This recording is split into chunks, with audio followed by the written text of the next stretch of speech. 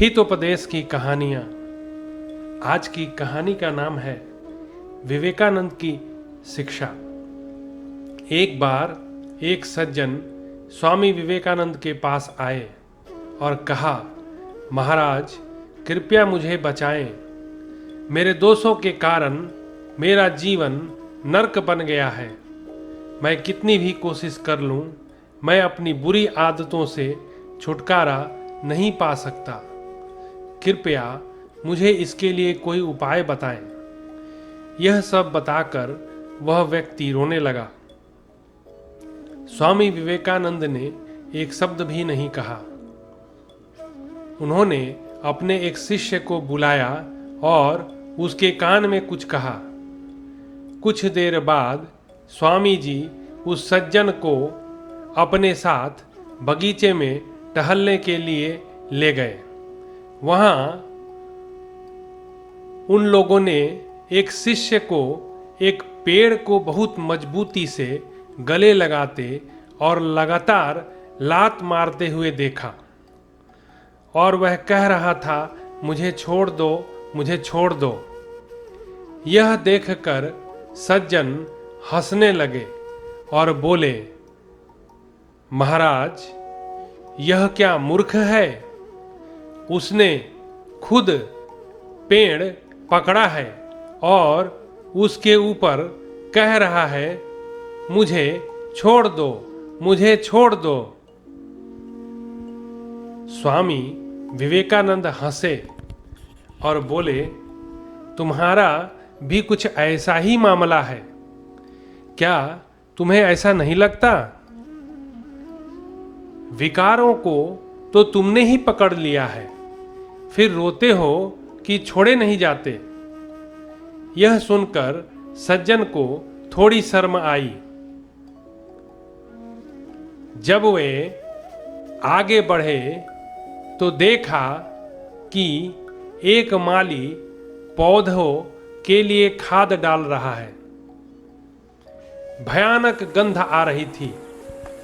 सज्जन गंध को सहन नहीं कर सके और उन्होंने अपनी नाक पर रुमाल रख लिया। स्वामी विवेकानंद हंसे और आगे बढ़ गए। वहां उन्होंने पेड़ों पर तरह तरह के फूल खिलते हुए देखे। वहां का वातावरण सुगंध से भरा हुआ था। सज्जन सुगंध का आनंद लेने लगे। विवेकानंद अभी भी मुस्कुरा रहे थे। सज्जन हैरान थे। उसने सोचा, क्या यह आदमी पागल है? मैंने उसके सामने इतना गंभीर मामला रखा है और वह सिर्फ हंस रहा है। क्या वह मुझे बेवकूफ बना रहा है? अंत में उन्होंने स्वामी विवेकानंद से पूछा, महाराज आप क्यों मुस्कुरा रहे हो? हमसे क्या गलती हो गई? विवेकानंद ने कहा, फूल मनुष्यों की तुलना में बहुत कम विकसित होते हैं, फिर भी वे दुर्गंध युक्त खाद को सुगंध में बदल देते हैं और इसे बिना किसी को रोके सभी में वितरित कर देते हैं। लेकिन एक परिपक्व और पूर्ण विकसित इंसान अपने दोषों को सद्गुण में नहीं बदल सकता। ये फूल हर स्थिति में अपनी सुगंध बिखेरते हैं, यानी हिलते, डूलते, मुस्कुराते हुए, तोड़े जाने पर भी। वे अपनी विशेषताओं को नहीं छोड़ते हैं, परंतु मनुष्य हल्की आंधी से भी अस्थिर हो जाता है। यह सुनकर सज्जन लज्जित हो उठे। उसे अपनी गलती का एहसास हुआ और वह पूरी तरह संतुष्ट होकर वहां से चला गया।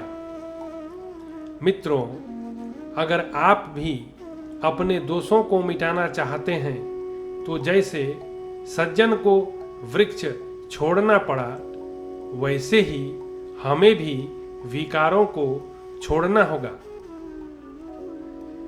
भगवान का नाम जप करने से हमारे व्यवहार में आंतरिक और बाहरी दोनों तरह के बदलाव आते हैं, जैसा कि विवेकानंद ने दिखाया है। हम अपने दोषों को सद्गुणों में बदल सकते हैं। स्वामी विवेकानंद ने स्वयं आध्यात्म का अभ्यास किया था, इसलिए वह आदमी को उसके दुख से मुक्त कर सकते थे। अपनी प्रबल साधना के कारण वे क्षुब्ध समाज को दिशा दे सकते थे। आज भी कन्याकुमारी में स्वामी विवेकानंद का स्मारक उनके उज्जवल व्यक्तित्व का प्रमाण देता है।